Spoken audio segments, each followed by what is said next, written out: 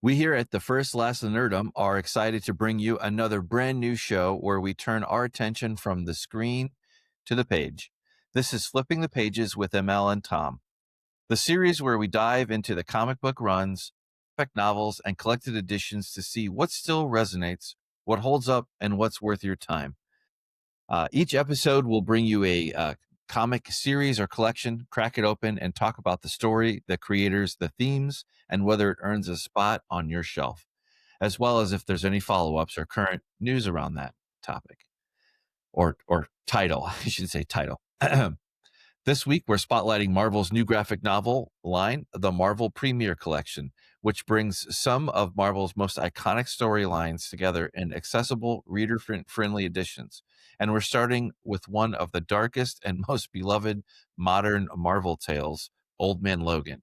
Written by Mark Miller and art by Steve McNiven, Old Man Logan drops us into a brutal future where the heroes have fallen, the villains rule, and Wolverine is a broken man, haunted by a past he refuses to revisit, so much so that he's a pacifist. Literally. It's a post-apocalyptic road trip, a violent reinvention of a classic character, and a story that helped redefine what mainstream superhero comics could be. We're digging into why Old Man Logan still hits so hard, how it works as an entry point into the Premiere Collection format, and whether this story deserves its legendary status. So grab a book, turn the page, and join us. This is Flipping the Pages with ML and Tom, right here on the First, the Last, the Nerdum. Awesome. Awesome. Great. Yep. Thank you, Tom. You teed me up perfectly. I didn't do too bad. No, no, Yes. did good. Did Yeah, good. so this one, and before we get to the thing here, I just want to really quickly, we're going to run through this for the plugging and paying the bills here. We are firstlastnerdum.com. That's our home base there. You can see our latest and greatest there. Also look on the horizon for some new things coming that way. But also home base is YouTube, where you can find us. Thank you to the last few folks that decided that they wanted to subscribe, pushing us up to a record-breaking 441. So thank you. With that, I'll hand it off to you, Tom, to do the Reddit walk or shuffle, Yep. as it is. Yeah, and then I post on Reddit under various subreddits that are particular to the episode we're covering. I'm on there under First Last Nerdum. Sometimes they delete me, sometimes they leave me. So if you're coming over from there, hello. Hope you enjoyed the show. And then also on X under First Last Nerdum. That's where you'll always find me promoting my stuff, our stuff, and also anything in the nerd world that I find interesting. And Mike, you have your socials as well. Yes, sir, I do. I also am on the X, doing the thing, and occasionally me and Tom will bat back and forth. But I am at Suffocating Jewish _ a man astride a donkey turned the wrong way. So take of that what you will. But with that being said, we're going to break into this guy, and I am going to I'll pull up the premiere one link here in a minute. But I did want to kind of set the table. So we have this world altering thing that happened. Something very badly happened in the world. You see, about 50 years later, he's like on his ranch and he's perpetually behind on rent or whatever. He's got a wife and kids, and apparently he's an avowed pacifist. Like, he's never popping the claws. We don't quite know why. We don't quite know what's going on, but Something bad's happened. so something happened to Logan, and it is not good and at all. and a blind Hawkeye comes to his ranch and pulls him back into the life, although he comes in still as a pacifist, and they go on a road adventure across the desolate landscape. But yeah, so this is part of the Marvel Premiere collection. I've got my copy right here. Now it's sort of compliment. I don't know which came first, whether this came first or the DC Compact Comics. But they're both lines that both DC and Marvel are doing, and they're cheaper versions of their graphic novels. I think it's to kind of compete with manga. DC's kind of a smaller format. If you look at them, they're slightly slightly smaller as far as height and width. So about manga size. And then the DC ones are like $10. The Marvel ones are 15. But we're spotlighting. We did do a DC one last week or a few Mm, weeks ago under flipping the yeah, a couple pages with weeks ago. the Yeah. Authority. So if you want to check that one out, check that out. But yeah, we're spotlighting Old Man Logan. I really like this. I like the a little bit larger format. It gives the page a little bit more space to kind of breathe Breathe. a little Yeah, bit. yeah, I and like breathe well.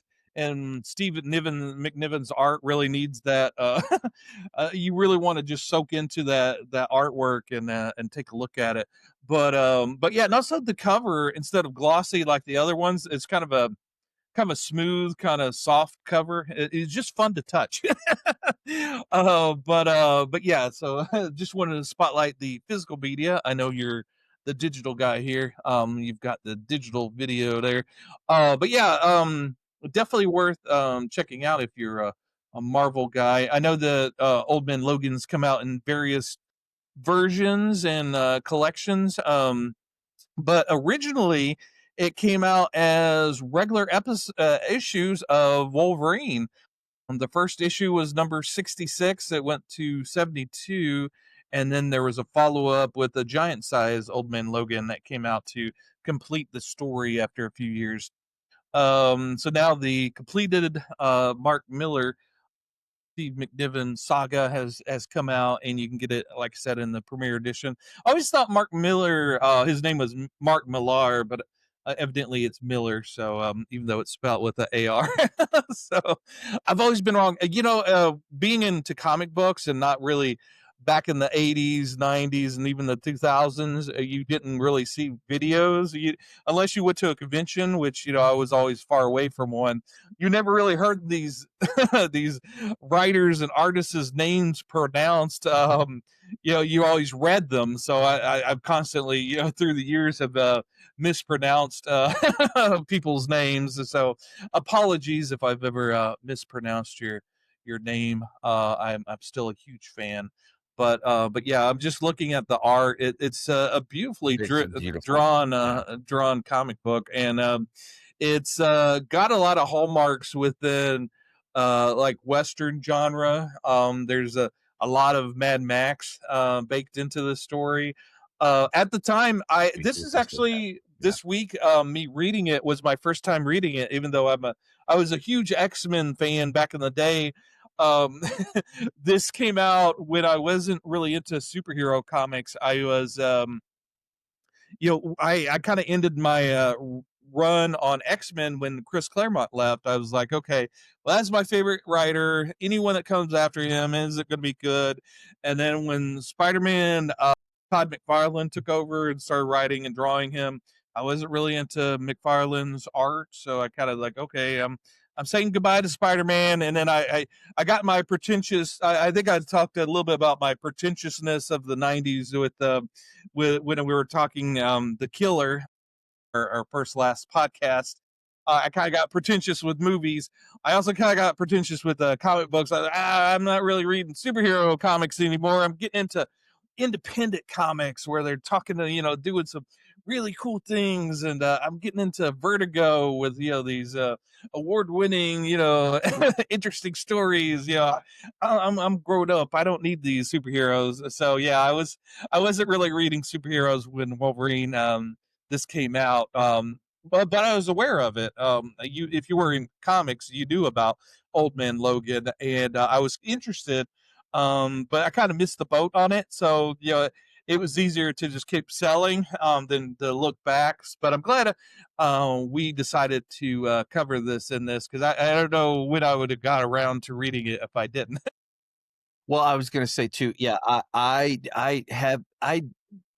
don't think I came across this concentrated. I mean, I went through a lot of like old Wolverine because I took my time, my sweet time. Like I would roll up on the golden age of this character and just kind of stay there for a while. Plus, you're already kind of in that Marvel mood, Whereas, like where years later, I went back and I hit Superman hard, and I practically bought every golden age or silver age story that you could buy, that was available on the shelf that I'd have to special order. Because that was also kind of the ritual too to go there and do this. But this one, the visuals, you start off right away. I love this. We're off for the races. We're seeing, okay, this is not Wolverine anymore. Wolverine is dead. This is old guy left named Logan, Mhm. and then, oh, by the way, he's this old guy, this poor bastard that just keeps getting beat up by hillbillies, but Hulk style, that are essentially descendants from Bruce Banner. Or anyway, that they're called the Hulk Gang. Uh, they're very unique. I'm not gonna try to show too much of the comic, but you kind of get these very graphic, hillbillies. The hills have eyes, deliverance vibes, like right off the bat. They're not even like playing games. Yeah, But I like your Hulk style hillbillies. That'd be a good band name. it would be but the Hulk hillbillies, right? Yeah. yeah, I like the graffiti on the four Fantastic Four jets, dead and forgotten. Right, right. Yeah, so to kind of set up to tee up the kind of the bigger world, like and I might use because we did cover Logan. Wow, I think we covered this. Did we do that back when we did a double feature? I feel like we did. But anyway, whether we did or not, I know that we talked about Logan, and I might tag that in here for kind of just for parity's sake, because I think more people are familiar with the movie concept of this than that. But essentially, you have something happen to all the heroes in the world. We don't know quite what, but essentially, like at that time, all the B tier Marvel, kind of X-Men or affiliated kind of villains, all decided to kind of come together and have a plan and execute this thing on 0 day essentially, and then what happens is the rest of the U.S. gets kind of it becomes warlord, right? So this one takes over this one. I think Kingpin has Chicago, Midwest, out west here we got the Hulk, and some other ones that are unnamed right away. And then, you kind of figure out as it goes. But anyway, I'll hand it back off to Tom there. I'll tee it up a little bit more, and take us through Yeah. this guy. Yeah, that was always one of those things I always thought about. Mark Miller has a wonderful mind as far as coming up with stories, and he kind of thinks through and looks at superheroes in different angles, which makes it fun because you're reading something with a unique and new take to it. Whereas I always wondered about, well, these superheroes, there's like, so many villains to a superhero. The ratio, there's far more villains than there are superheroes, just because of the economy of the comics. You have to have a new villain each week, so that just stacks up the villains. So the fact that there's so many villains, why wouldn't they get together and take over the worlds? If they've got past their petty differences, and kind of ganged up on the superheroes, that it'd be you know they could take over. So this is sort of their story, and yeah, and Logan, obviously he's one of the heavy hitters, so they take him out early. They don't take him out physically, because they know they can't kill the dude because of his healing powers. But yeah, so he's been beaten down. He's decided to go with the quiet life, although the bad stuff always finds a way in, and he's got these evil gang landlords that want increasingly more money. He can't pay, so his backup is up against the wall, and Hawkeye shows up. Like I said, he's blind, so he needs some eyes for the road to read the map, so to speak. And maybe he has some ulterior motives to maybe kind of bring in Logan out of his shell, and maybe he keeps calling him Wolverine, and Wolverine. Yeah, he keeps saying, "No, I'm not. I ain't Wolverine anymore. I'm Logan." So that was his big thing. And then we see that he's just kind of thinking that Yeah, the Clint, violence. Yeah. yeah, Clint Barton and with this spider. I'm trying to get to the Spider Mobile, like that. Yeah. Because the world building in the comic book that you can do is way different than you can do with that. And never mind that Clinton got here just fine without anything. But you see this very humbled Wolverine. It's a or very humbled, broken Wolverine. Something happened. We don't know.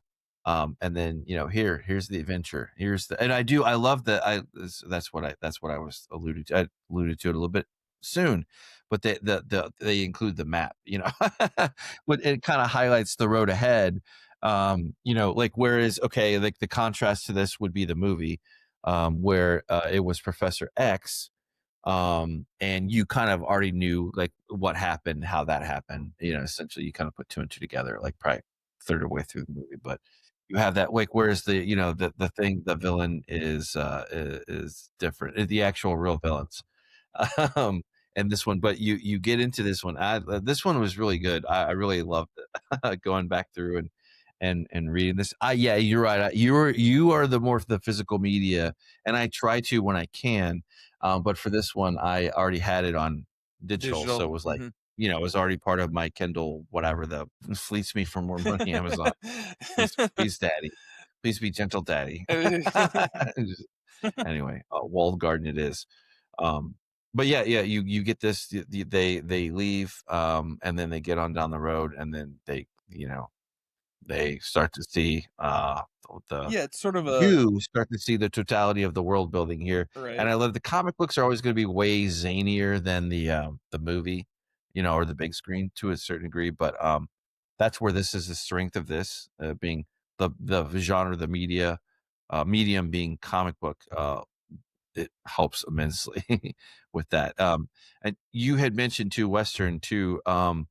The way that you kind of find that Logan is like this retired gunslinger, um, you know, uh, uh, broken down pacifist farmer, I guess, who will never who does just refuse to pop his claws. But anyway, No more snick snick. But yeah, so yeah, it's sort of a road movie in the form of a comic book as well. There's several different genres that it pulls from, and like you said, with a comic book you have unlimited budget, so you can do whatever you want in it, and do theater call of the yeah mind. yeah, and do some callbacks and nods that maybe you can't do in a movie. But yeah, Logan was I saw Logan first, and I thought, well, if I've seen the movie, I've read the comic book. I didn't realize how different the comic book was. So that was a nice surprise to have a much different story going on. So that it wasn't like retreading the same story. So very very interesting surprises in this. You learn about Hawkeye's life and maybe his his progeny as well, and where things may have gone wrong with his family, but yeah, it's a story that's been told before, a road movie. You've read that, you've seen that before. You've seen the westerns, you've seen Mad Max, although, and this hardened character that said, from a western, if he's put away his guns, eventually his guns are going to come back out. The plot there. Yeah, it's going to happen, even though it's not the end that you're looking for. It's that journey, and this is a satisfying journey.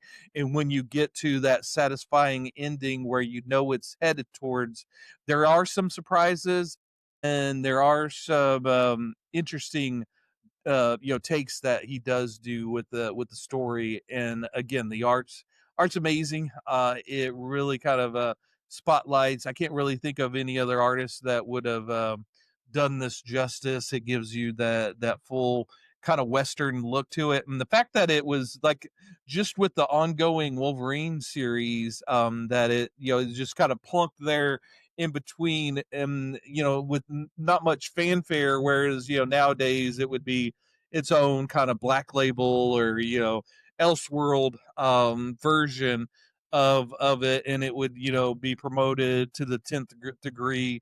and maybe not have the same caliber of a writer, and maybe a lesser lesser quality than what it is. It's just really is indicative of its time, and really is a treasure to be found. Well, I just wish that, Disney and Marvel they have all the and I'm not gonna rag on them. I'm not That's not the point of what I'm about to get into, but, you have something like this, like, who's to say that, you couldn't have, like, a Black Label live action, like, where you take from the golden age or the silver age of X-Men or whatever. You could even throw all kinds of extra whatever because it would be a limited, maybe a 4-part miniseries, something like that, like, where you could have that, and then, have the live I don't know, but that would be a thing. That would be a very interesting thing, or even an animated version. Unfortunately, though, while DC has a very firm grasp understanding, I think, of the manga, not only that in the graphic sense, but also in the or aping it at least to a degree. I don't want to get burnt by being like that's not manga. That's not, well, it's manga like whatever. It's trying to come up with a space in the market to take advantage of. But DC does this very well. Unfortunately, for all the money and the power that well, actually, I'll take that back. The What If series wasn't too bad. That was animated. That was kind of like a cool kind of thing, perfectly done.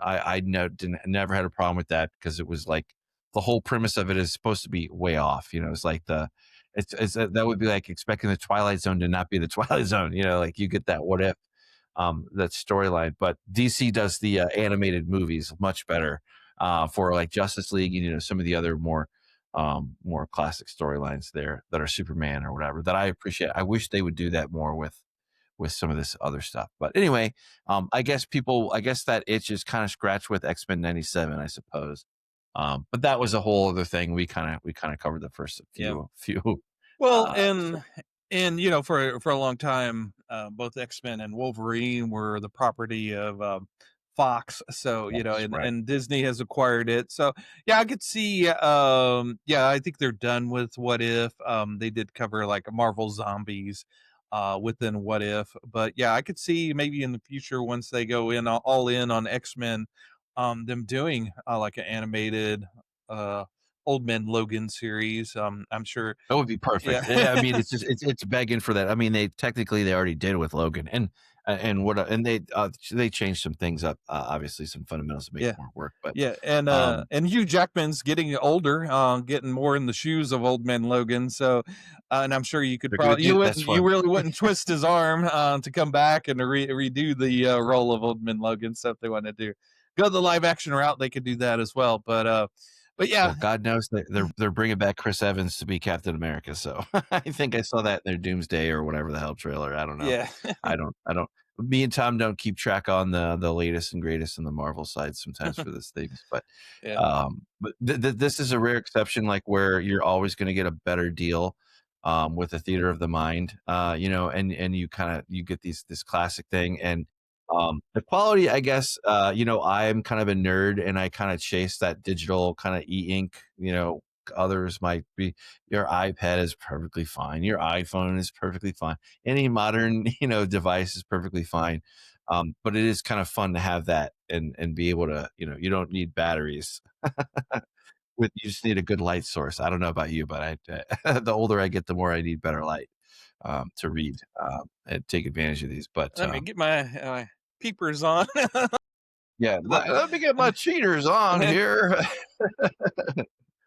Yeah, But no, it's yeah, it's a wonderful story. Like I said, it came out in the mid 2000s. Really wish I would been on the case, and but it's the wonderful thing about the printed media is that wherever you are, whenever you are, you get to enjoy it for the first time. So yeah, I got to enjoy this for the first time. me too. And then I flipping the pages kind of reliant on us both being Mike finding the time to sit down and read something, which our Yeah. Our eyes are constantly being waged war with various shows and games and whatnot. So finding the time to sit down and read can be perplexing at times. But yeah, so I wasn't sure if I was going to be able to get it read in time for our show this time around. I once I got sat down, I had to read it all within one reading. And it's one of those books that you could do that. Uh-huh. There's not a lot of dialogue in it, although you do spend some time kind of soaking in the art. You really, there's some really stunning visuals that are in there, but yeah, it's not a heavily written as far as the word in it. So, and the action runs really really fast, and so it's obviously kind of a fast paced read. If you're going with a western, there's usually very few words. They kind of get to the point in the western, and that's the case here. When they say something, when the words are spoken, they mean something. So you do have that within this. And a lot of times with action within comics, it's really hard to do, to make a really compelling action scene that flows, that makes sense. This does that in spades. You're never confused on what's happening. Sometimes, if the action's badly choreographed on the page, you're going back a page. Go, what happened? Who got who who got killed here? And But there's never a confusion on here. You're definitely kind of going through, and there's a nice flow and ebb and flow to the story. You're never lost as to what's going on. It's very clear. But yeah, there's something to be said for a story that is told simply and told well, and this is definitely the case here. Yeah, I would say if anything, it tends to be on the more simplistic side, but that's Hmm. okay for what it's trying to do and what it does well. The artwork is good. It's not the best Marvel artwork that I've ever seen that captivates me, but it perfectly serves its purpose, and I love the detail. This is one where you have to pay attention to, or you can lovingly pay attention to the detail and be rewarded. From especially like I can't find it now, but I don't know if I had it up on the screen for a minute. It had Thor's hammer, and it's like, what happened there? you Yeah. know, and it just naturally pulls you in more into the world too. And you get to see, and I'm sure you have. I don't know, how did you take Wolverine for being Wolverine? Because I'm sure you've read dozens, if not more than that, multitude of that, for Wolverine stories in general. How do you think it stacks up in your pantheon of your favorite Wolverine stories as it goes? Like, is it's up there for me, but I'm more interested to hear your more refined opinion. Good sir. Yeah, yeah, it works. It works as a alternate future, but it also works well within Wolverine. It does kind of line up with who Wolverine is. It doesn't stray too far. Yeah, Mark Miller has a good grasp on the character. So a sign of a really good comic book writer is if he knows the history of a character, and is able to kind of slip into their shoes and kind of take in account the history of Wolverine. Now it doesn't get too much into the complexity of the his interaction with the other X-Men, because some things happen to them, so there's not that interplay. And when he kind of goes into what happened previously, you don't get too much into that. So you kind of miss like some of his deeper connections, like with Kitty Pride and maybe Jubilee. There's just kind of hints at that, as opposed to really kind of going deep into his interpersonal relationship. But as Wolverine, as a Right, but Logan of himself, yeah, he does a good job. Now I'm less an aficionado of Cliff Burton Hawkeye, so I don't know if he kind of stacks up to the previous iterations of the character. Although he kind of seemed well, I know he started off as a villain, so I know he's kind of ambiguous as far as his his leanings and his being a true superhero. So and that kind of comes into play within this story as well. He's not, the clear. He's sort of the tortured superhero that maybe isn't kind of always the superhero. Well, yeah, I was gonna say too, so we're about 30 minutes or so into the thing or so. Are you good with, wanting to really get into the, spoilers, or to Yeah, kinda get that's into fine. the nitty-gritty? Yeah, because I really kinda want to, it's kinda like, you know, get into the wind up. Yeah, Yeah, so there's a few acts, and ultimately we kinda come out and we kinda see the reason why Wolverine, did you wanna get into that, what happened and how it happened? yeah, we can. At all. Yeah, Yeah, I mean, there's so many things kind of get into spoiler territory. So, last chance to bail if you haven't, because this has nothing to do with the movie as far as it goes, because it's completely different, way different setup and scheme. But we have Mysterio. hmm you you kind of see why kind of he mind fucks he him. yeah, it mind fucks him. You kind of see like why he's so willing to take an ass beating, every every other week or so for made up, arbitrary, reasons. Because he kind of feels like he deserves it, because he Right. Yeah. was essentially tricked, and the more that he thought he was fighting harder and harder for, in his mind, his family and the kids, and He he was was killing them all. actually Yeah. he was running through Yeah. the Earth's best, Yeah. and brightest as far as it goes for heroes, which Mhm. paved the way for them. And then, I guess he anyway. Yep. What do you think, Tom?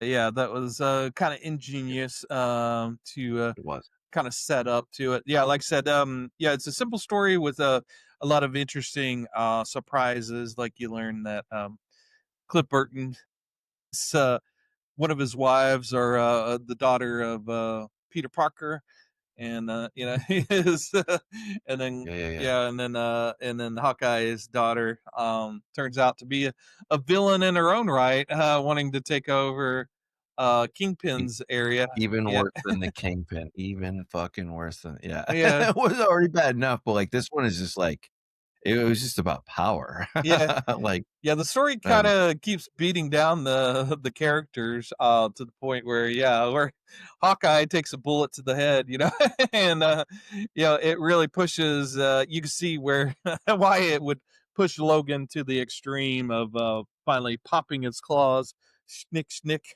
and, go after, Red Skull, and then, yeah, and then going back home and finding, what happened, which, you knew what would happen before you got there. That's one of the things about the story is that, even though I hadn't read it before, I'd read and seen these stories before. It's like I said, if you've seen a few westerns, you'll know what's coming. well, I was familiar because I had scanned ahead for certain stories, like I didn't read it per se, but I definitely got into the, what was going on in that hmm anyway. But yeah, you if you ride this, there's only one end to this ride, and you're pretty much, it is a simple story. Essentially, you're waiting for the claws to pop. Right, Like exactly. you're waiting for that retribution, that what happens when you take all the heroes out, all of the heroes out, and you just leave this animal, like what, but now that then the whole thing kind of fucked up, because it's like you pushed on the one button that would have, kept things be as it is, and it's just like you picked, you literally had the world, and you just had to keep picking it, and then it provokes this, and then it ends their world, and the world ends for them anyway, as they know it. Right.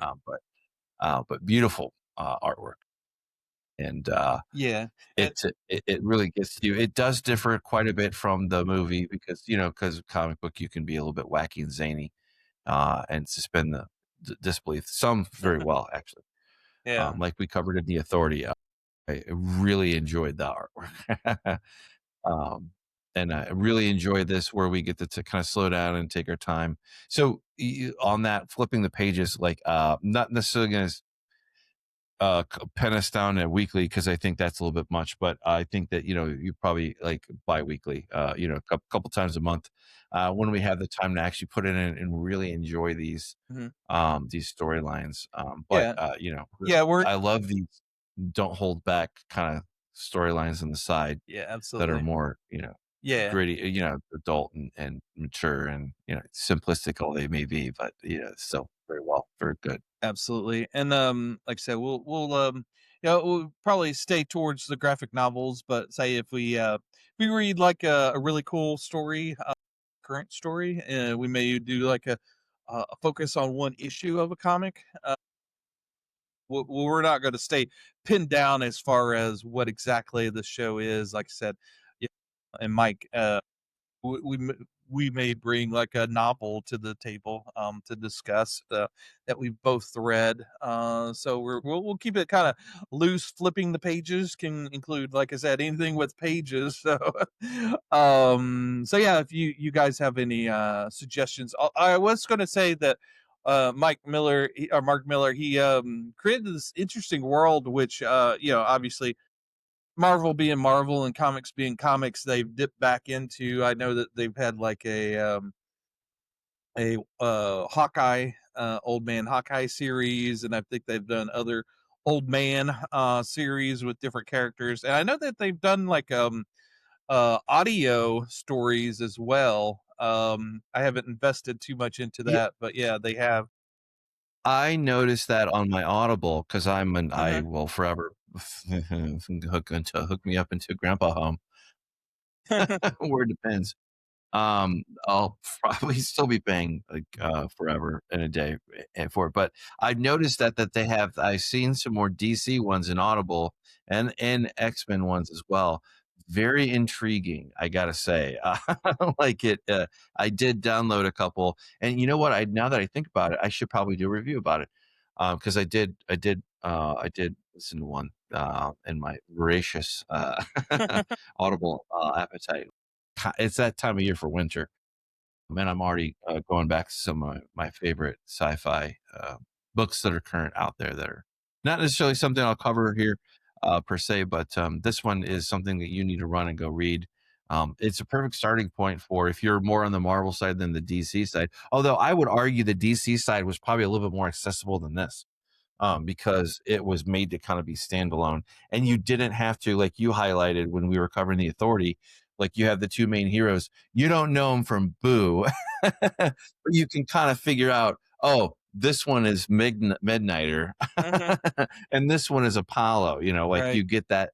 I think that has a little bit more universal appeal, so probably preferred that a little bit more for the depth.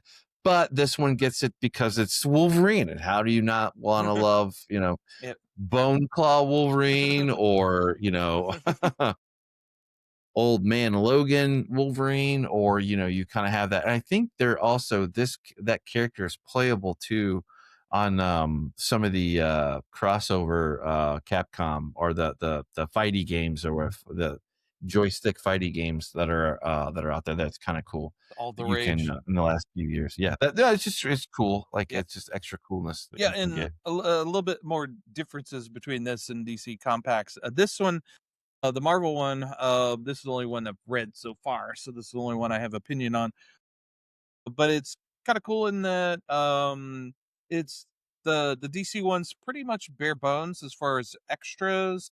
There may be some extra art at the at the end of it, but in this one it had like an introduction by Stephen McNiven, a couple of pages of his writing about working with Mark Millar, and then in the back they do have, let's see how far it goes.